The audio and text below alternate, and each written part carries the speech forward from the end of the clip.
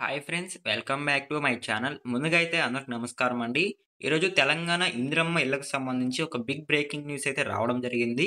So, ఆ big breaking news ఏంటంటే, ఇందిరమ్మ ఇళ్ల పనులు స్పీడప్ చేయాలని అయితే మంత్రులైతే ప్రభుత్వానికైతే చెప్తున్నారండి. సో, మిగతా గ్రామాల్లో లబ్ధిదారుల ఫైనల్ లిస్ట్‌ని కూడా రెడీ చేయాలనైతే సర్వే అయితే వేగంగా జరుగుతుంది. జిల్లాలో 61 మందికి అధికారులు క్షేత్రస్థాయిలో పరిశీలన అయితే జరుపుతున్నారు. అలానే నిర్మాణ సైజులో తేడా వస్తే బేస్‌మెంట్ బిల్లులు పడతాయా లేదా అనేది కూడా ఇప్పుడు మీకు క్లారిటీగా అయితే ఎక్స్‌ప్లెయిన్ చేస్తానండి. అంతకంటే ముందు మన ఛానల్ ఎవరైనా ఫస్ట్ టైమ్ విజిట్ చేస్తుంటే ఛానల్ చూసి కంటెంట్ నచ్చినట్లయితే ప్లీజ్ సబ్స్క్రైబ్ చేసి మాకు సపోర్ట్ చేయండండి. ఇలాంటి లేటెస్ట్ అప్డేట్స్ మీరు మిస్ అవ్వకుండా ఉండాలంటే మన టెలిగ్రామ్ ఛానల్ అయితే ఫాలో అవ్వండి. డిస్క్రిప్షన్‌లో అయితే లింక్ అవైలబుల్‌గా ఉంది. ఒకసారి విజిట్ చేయండి. సో, ఇక లేట్ చేయకుండా అయితే డైరెక్ట్‌గా అయితే వీడియోలోకెళ్ళిపోదామండి. సో, ముందుగా చూసుకున్నట్లయితే ఇందిరమ్మ ఇండ్ల నిర్మాణాలను వేగవంతం చేసేందుకు రాష్ట్ర సర్కార్ ప్రత్యేక చర్యలైతే తీసుకుంటుందండి. పైలట్ గ్రామాల్లో నిర్మాణాలు షురువు చేయగా బేస్మెంట్ పూర్తయిన వాటికి బిల్లులనేవి చెల్లించడం జరిగింది. రీసెంట్‌గా చూసుకున్నట్లయితే మిగతా గ్రామాల్లో లబ్ధిదారుల తుది జాబితాపై జిల్లా యంత్రాంగం దృష్టి సారిస్తుందండి. అంటే రెండో విడతకు సంబంధించి అప్లికేషన్స్ అయితే వేసుకుంటారు. వాళ్ళైతే జాబితానైతే విడుదల చేసేందుకైతే ప్రభుత్వం అయితే కసరత్తు చేస్తోందండి. అలానే కామారెడ్డి జిల్లాలో 61 మంది అధికారులు లబ్ధిదారుల ఎంపిక ప్రక్రియనైతే ఈ నెలాఖరుకల్లా పూర్తి చేసేలా క్షేత్రస్థాయిలో పరిశీలన అయితే జరుపుతున్నారండి. ప్రతి నియోజకవర్గానికి 3,500 చొప్పున ఇందిరమ్మ ఇండ్లు ప్రభుత్వం మంజూరు చేస్తుందండి. సో, మీకు క్లారిటీగా అయితే అర్థమైందనుకుంటున్నాను. ప్రతి నియోజకవర్గానికి 3,500 చొప్పున ఇందిరమ్మ ఇండ్లనైతే మంజూరు చేసేందుకైతే ప్రభుత్వం అయితే నిర్ణయం తీసుకునిందండి.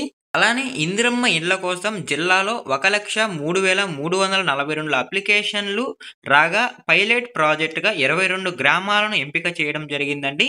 జనవరిలో పనులు ప్రారంభించారు. పైలట్ గ్రామాల్లో 1,719 ఇండ్లనైతే మంజూరీ చేయగా 374 ఇండ్లయితే అధికారులు మార్కౌట్ ఇచ్చారండి. అందులో 62 ఇండ్లు బేస్మెంట్ లెవెల్ వరకు కంప్లీట్ అవ్వడం జరిగింది. సో, దీనికైతే జియో ట్రాకింగ్‌తో ఆన్‌లైన్ చేయగా సైజులు హెచ్చుతగ్గులు రావడం జరిగిందండి. అంటే ఈ 62 ఇండ్లు బేస్మెంట్ లెవెల్ పూర్తయినప్పటికీ ఈ ఇంటి సైజులంటే ప్రభుత్వం ఇంత సైజ్ అని నిర్మించుకోవడానికి ఇది ఇచ్చుంటుందండి. దానికంటే ఎక్కువ లేదా తక్కువ అయితే రావడం జరిగింది. సో, అలా వస్తే ఏం జరుగుతుందనేది కూడా మీకు చెప్తానండి.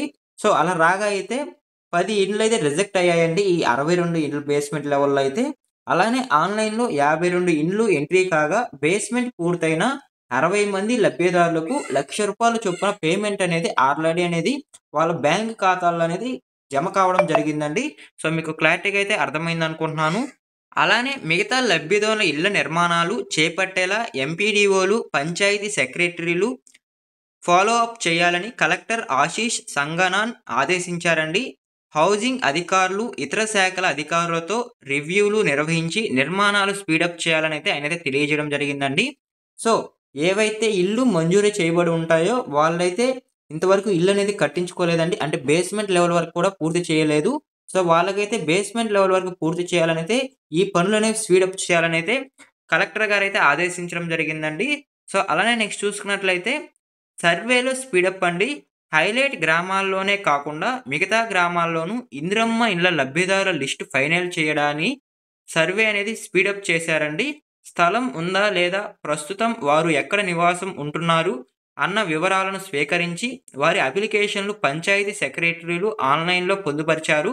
సో, రెండో విడతకు సంబంధించి అప్లికేషన్స్ అనేవి వేసుకొనుంటారండి.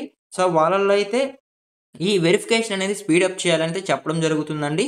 61 మంది అధికారులు గ్రామాల వారీగా వెరిఫికేషన్ చేసి లబ్ధిదారుల తుది జాబితాను నిర్ణయించాలనైతే చెప్పడం జరుగుతుందండి. నియోజకవర్గానికి కేటాయించాల్సిన ఇళ్ల సంఖ్య కంటే 20% ఎక్కువ అప్లికేషన్‌లను పరిశీలిస్తున్నారు. కామారెడ్డి నియోజకవర్గంలో 3,574 అప్లికేషన్స్ అయితే ఈ అప్లికేషన్స్ అయితే ప్రభుత్వం అయితే పరిశీలిస్తుందండి.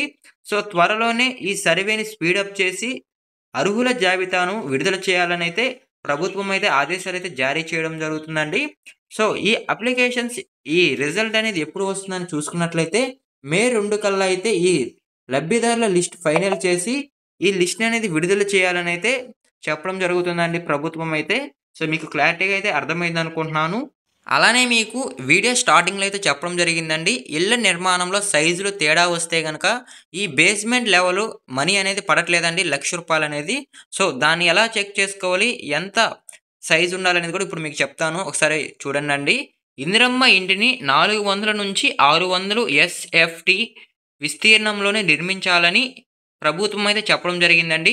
ఏమాత్రం తేడా ఉన్నా ఆన్‌లైన్ తీసుకోదని కూడా చెప్పడం జరుగుతుంది. సో, ఆన్‌లైన్ కనుక తీసుకోకపోతే జియో ట్రాకింగ్ ఉండదని కూడా వాళ్ళు చెప్పడం జరుగుతుందండి.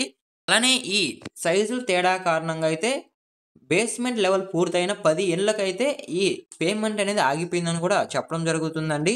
ఈ 400-600 ఎస్టీఎఫ్టీ సైజులో ఇల్లు నిర్మించుకోవాలనైతే ప్రభుత్వం చెప్పడం జరుగుతుందండి. ఏమాత్రం తేడా వచ్చినా జియో ట్రాకింగ్ ద్వారా అయితే ఆన్‌లైన్‌లో ఎంట్రీ కాదని కూడా చెప్పడం జరుగుతుందండి. సో, కాబట్టి 400-600 ఎస్ఎఫ్టీ విస్తీర్ణంలోనైతే మీరు ఇల్లు నిర్మించుకోవాలండి. సో, లేకపోతే మీకు బేస్‌మెంట్ లెవెల్ డబ్బులనేవి పడవు. ఆ తర్వాత వచ్చే ఈ 4 విడతల డబ్బులు కూడా పడే అవకాశం ఉండదని కూడా ప్రభుత్వం చెప్పడం జరుగుతుందండి. సో, రెండో విడతకు సంబంధించి ఎవరైతే అప్లికేషన్స్ వేసుకుంటారో ఆ దరఖాస్తులనేవి ప్రస్తుతం జరుగుతున్నాయండి.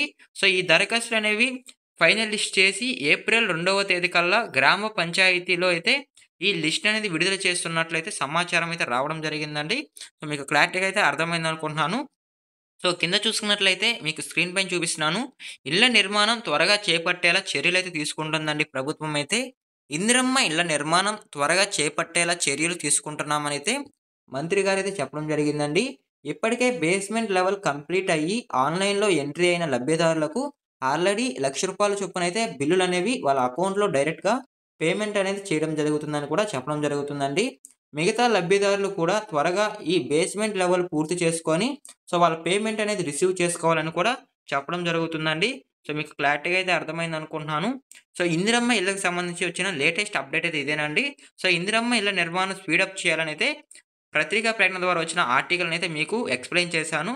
సో, ఇదేనండి ఈరోజు వీడియో టాపిక్ అయితే. సో, మీకు ఈ వీడియో అర్థమై ఉంటే లైక్ చేసి, సబ్స్క్రైబ్ చేసి వెళ్ళండండి. మీకేదైనా డౌట్స్ ఉంటే కామెంట్ చేయండి. నేనైతే వెరిఫికేషన్ చేయడానికైతే ట్రై చేస్తాను.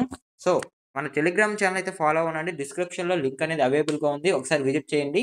మరొక ఇంట్రెస్టింగ్ వీడియోతో మీ ముందుకొస్తాను. అంతవరకు జై హింద్.